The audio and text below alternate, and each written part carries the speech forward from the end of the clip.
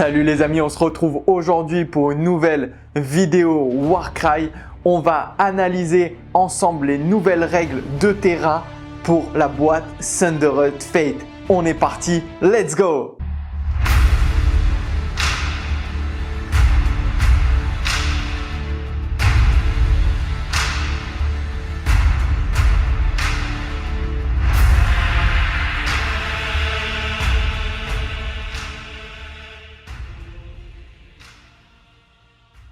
Allez, on est parti les amis, mais avant ça, j'aimerais remercier ARS Manufactorea qui m'a envoyé gratuitement la boîte Thunderhead Fate. Pour ceux qui ne connaissent pas, donc c'est une boutique qui se trouve à Brescia en Italie. Et Gigi, je te remercie infiniment. Grazie mille, grazie. Alors, on est parti. Je vais parler en français, mais aussi en anglais parce que le livre est en anglais. Voilà, donc c'est l'inconvénient pour moi, c'est que si j'avais le choix entre italien ou anglais, je lui ai dit comme tu veux, tu m'envoies ce que tu veux, donc que ça soit italien ou anglais, je me serais débrouillé. Donc là, c'est en anglais, donc c'est mieux limite. Et je vais lire tout en anglais et après, je vous fais la traduction en français. Du coup, s'il y a des anglophones, eh ben, vous pouvez voir tout ça en anglais. Sur cette vidéo-là, les amis, on va parler uniquement des terrains. Voilà. Dans la prochaine vidéo, on analysera les bandes. Donc là, on sait uniquement les nouvelles aptitudes, les nouvelles règles de terrain pour jouer Warcry Gnarlwood. On est parti. Let's go my friends. Additionnel Gnarlwood Terran Rules. C'est parti. Alors, on a Hollow Refuge. Ça, c'est nouveau. This is new, my friend, new, ok. Donc ça, c'est une nouvelle règle. Ça, on l'avait déjà. Ça, on l'avait déjà. Après, on va voir les pages suivantes. Donc, Hollow Refuge. The bone walls and bamboo poles are obstacle. The bone strange floor and bamboo floor are platform. Sorry for my accent. Hein? Désolé pour mon accent de merde. The canopy are inscalable terrain et special rules. Safe haven. A fighter on the bone strain floor or lowest bamboo floor can make the takeover reaction without forfeiting one of their action in that battle round. Putain, j'ai vraiment un accent de merde, les gars. En gros, or les Anglais, vous avez compris, hein, j'espère. Les Français, en gros, ce qui veut dire que dès qu'on est dans ce décor, ok, à l'intérieur du décor, on va pouvoir utiliser l'aptitude de couvert sans dépenser de points d'action. Et ça, c'est vraiment, vraiment très fort. Je trouve que ça amène un gameplay différent parce que on va avoir envie d'aller chercher le couvert et d'aller à l'intérieur du décor, tout simplement. J'aime beaucoup. Franchement, j'aime beaucoup. En plus, le décor, je le trouve vraiment cool. Je m'y attendais pas, mais vu comme ça, ça a l'air vraiment cool. Dites-moi en commentaire un petit peu ce que vous pensez, les amis. Mais moi, j'aime beaucoup. Hein. I like it. I like it. Donc ça, c'est vraiment cool. Ensuite, Ribcage, bah, ça change pas. Deadly Terrain, Obstacle, same. Rune, Palisade and Shattered Post, same.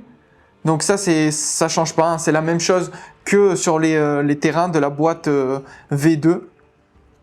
On attaque avec Gnarlocks. Ça, c'est la même chose aussi. Same rules. Rope Bridge. Same rules. Donc, pour ceux qui ne connaissaient pas, en gros, dans la V2 de Warcry, on avait la possibilité maintenant de couper les cordes. Et là, il nous réexplique les règles. Mais c'est exactement la même chose que ce qu'il y avait dans la boîte V2, donc cœur de Gur. Et maintenant, les amis, on attaque avec Forest Tactic. This is new rules, my friend. Donc ça, c'est tout nouveau et ça va apporter un gameplay différent pour vos parties. Alors, vous n'êtes pas obligé de jouer avec, il nous le précise, mais je pense qu'on a tout intérêt à essayer de jouer avec parce que ça va vraiment apporter un gameplay différent. Donc, je vous lis pas ça, because j'ai un accent de merde. On va passer directement aux rules. Alors, after deployment, player can agree to use forest tactic. Donc, si on veut, on n'est pas obligé. If they do so, each player secretly pick one of the following strategy. Et on a 6 stratégies. 1, 2, 3, 4, 5, 6. C'est très bien parce qu'au pire, vous pouvez prendre un dé, dice, hein, le cacher et après on révèle ensemble, together, les dice. Donc on a forage, place trap, wrangle a beast, modify equipment, lie an ambush, go native. Donc, both players reveal which strategy they picked at the same time. Each player resolves their chosen strategy as follows. Alors, petite note du designer's note. Even though this section is called forest tactic, the sneaky tactics could easily be applied to any battlefield. Feel free to use these rules outside the Gnarlwood. Alors, ce qui est très très bien, ce qu'ils nous disent, c'est qu'on n'est pas obligé de jouer ça dans Gnarlwood. Donc, on peut prendre n'importe quel terrain, de mettre les décors qu'on veut. Donc, on pourrait réutiliser les décors V1 et utiliser ces nouvelles tactiques. Et ça, c'est vraiment très très bien. Ils ont bien fait de mettre cette petite note, je trouve. Donc, on commence les amis avec forage. Pick one friendly fighter to go foraging. Roll a D66, donc un D66, to randomly generate a laser after from page 108 and 109 on the core books. That fighter is now the bearer of that artifact. After the battle, his artifact is lost. If the dice 66 roll was a double, donc 33, 44, etc. And the foraging fighter do not have the scout, donc le keyword scout, allocate a number of damage points to the foraging fighter equal to the first digit of the double. For example, a roll of 33 will mean 3 points of damage is allocated to the foraging fighter. En gros, ceux qui n'ont pas compris pour les Français, French people, si vous décidez de forer, ok, vous envoyez un de vos fighters. S'il n'est pas scout, il a la possibilité de se prendre des dommages. S'il est scout, il risque rien. Donc déjà, si vous avez des bandes avec des scouts, ben c'est cadeau d'aller forer. S'il fore, il a la possibilité, donc vous allez lancer un dé pour générer un artefact aux pages 108 et 109 du livre de règles. Et ce fighter, ce combattant, il aura cet artefact pour toute la game. À la fin de la game, c'est perdu. Donc ça peut être vraiment cool si vous avez de la chance de tomber sur un petit artefact sympa. Après les artefacts, ils sont pas fifous, ça retourne pas la game. Peut-être qu'on les verra à la fin. J'ai limite envie. Un instant, je vais aller chercher mon livre.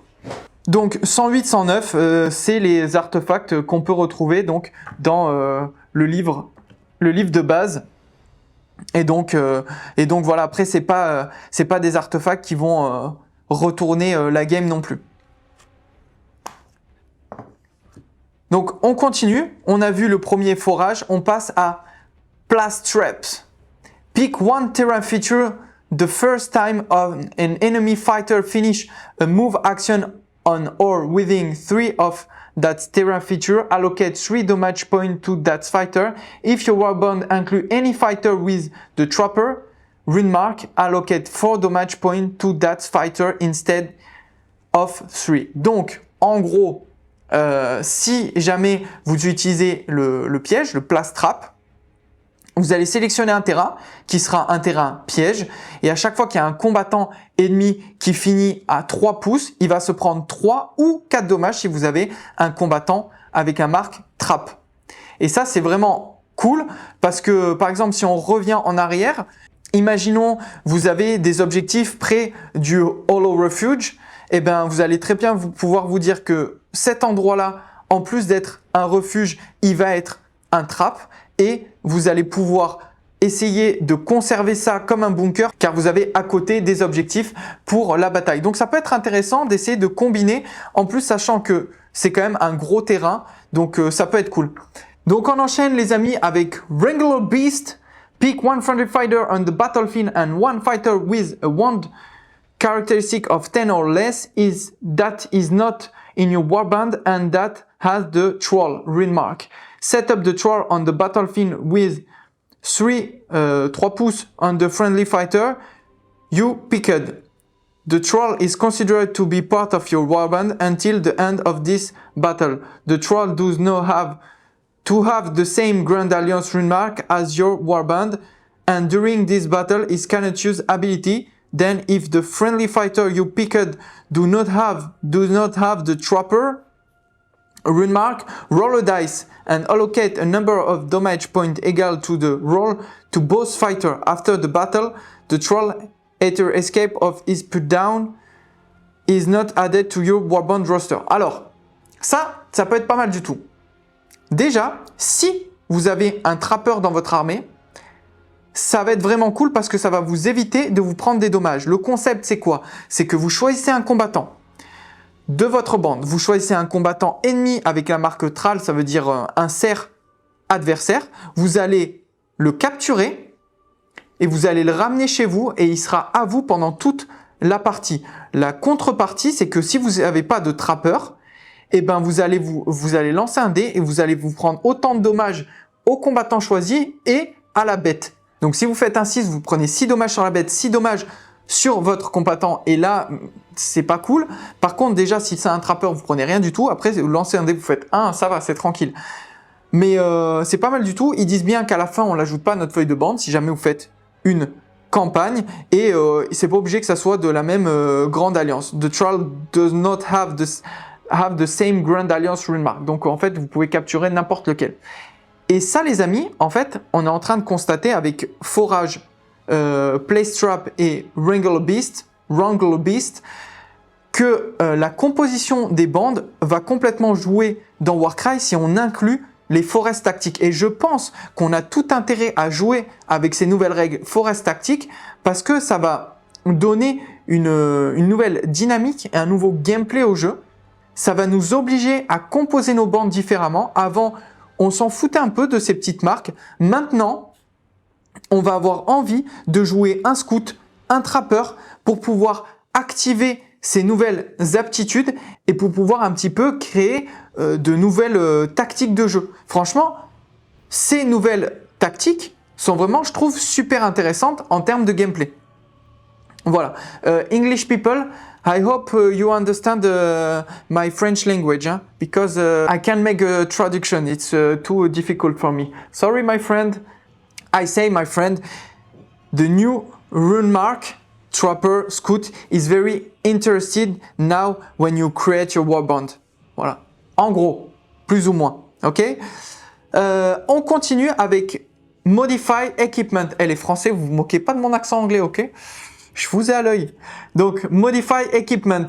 Pick one for the fighter. If that fighter has toughness characteristic or 5 or more, add one on the move characteristic of that fighter for the first move action they make each battle round. If that fighter has toughness characteristic or 4 or less, each time that fighter is allocated damage point by anything other than an attack action, subtract one from the damage point allocated to them. Donc en gros, vous prenez un combattant, pick one fighter. Si ce combattant, il a une endurance de 5 ou plus, ok, vous allez rajouter 1 à son mouvement à chaque battle round, ok, donc à chaque nouveau tour, il va faire plusieurs mouvements à sa première action. Si jamais il a 4 ou moins, eh ben, vous allez avoir la possibilité de réduire de 1 chaque dommage qui va se prendre pendant la bataille, les amis. Et je trouve ça, mais énervé, les gars. Dites-moi en commentaire ce que vous en pensez, mais je trouve ça vraiment très très fort, sachant que on a beaucoup de leaders de bande qui ont 4 en endu. Donc vous prenez votre leader, vous faites l'équipement modifié et boum, vous avez -1 à chaque fois que vous prenez des dommages, mais c'est de la bombe.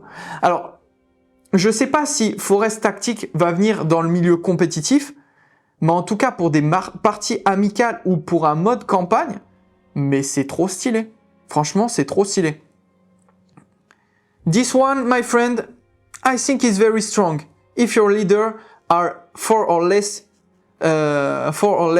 toughness. Toughness, c'est comme ça qu'on dit toughness. Ok, vous avez compris. Hein. Le suivant, the next one, Lion Ambush. Pick a friendly fighter on the battlefield with a wound characteristic of 20 or less. That fighter make a bonus move action. Ça peut être pas mal. Franchement, ça peut être pas mal. Si vous voulez faire bouger un combattant qui est pas mauvais, récupérer un objectif ou quoi, je l'aime bien. This one is good. Ouais, c'est pas mal du tout. C'est toujours bon de pouvoir faire ça. Je sais qu'on a ça sur Kill Team, donc pouvoir le faire comme ça, c'est cool. Ensuite, the last one, my friend, go native. Pick one friendly fighter. That fighter cannot use ability this battle, but they cannot be affected by rule on twist card or enemy abilities. Ça, je sais pas. I don't know for this one if he's good or not. Et ça, il faut le tester. Franchement, je sais pas si c'est fort ou pas. Je pense que c'est vraiment situationnel. Ça va dépendre de la partie, du scénario et ça peut-être dans certains cas de figure être intéressant et ça dépend aussi quelle bande vous allez affronter. Imaginons, vous affrontez un Splinterhead Fang. Lui, il a l'habitude avec ses aptitudes de faire le poison et de venir vous toucher sur du 3+. Et bien avec ça, il pourra pas le faire. Donc peut-être que ça peut être cool. Ou même par exemple, je reprends Splinterhead Fang parce qu'ils ont des petites attitudes un petit peu relou. Le leader, il peut vous locker une unité gratuitement. Il n'a pas besoin de lancer un dé. Donc avec ça, vous évitez votre champion ou un autre de vous faire locker. Donc par exemple, je sais que je dois affronter un Splinterhead Fang. J'aimerais bien faire ça. Ou même si on prend les Unmade qui peuvent locker n'importe quelle unité, vous jouez contre Unmade, vous prenez ça et vous avez la possibilité d'éviter avec un combattant. Donc vous prenez votre plus fort combattant, je pense le leader ou peut-être son bras droit et vous lui mettez ça. Go native. Et c'est pas mal du tout. Voilà les amis, on a terminé pour cette vidéo. This movie is finished my friend. But tomorrow and after tomorrow I show you the new rule for the new warband.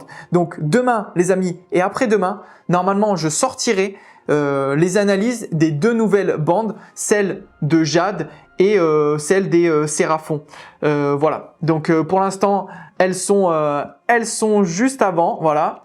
Donc ça sera pour les jours à venir. Donc comme d'habitude, n'hésitez pas, le petit pouce, le petit commentaire, on s'abonne, on active la cloche. Dans la barre de description, vous avez mes partenariats Rebel Forge et ARS Manufactorea. Donc Rebel Forge, à chaque fois que vous achetez, moi je récupère un petit quelque chose et pour ARS Manufactorea, j'en saurai plus parce que c'est vraiment tout récent, j'en saurai plus pour les jours à venir. Si vous voulez soutenir la page, vous avez aussi le Tipeee et vous pouvez même rejoindre les amis la chaîne. Maintenant vous avez 3 souscriptions pour rejoindre la chaîne et la soutenir activement. Voilà les amis, j'espère que ça vous a plu. My friend, I hope you enjoyed this movie and je vous dis à plus. Ciao ciao.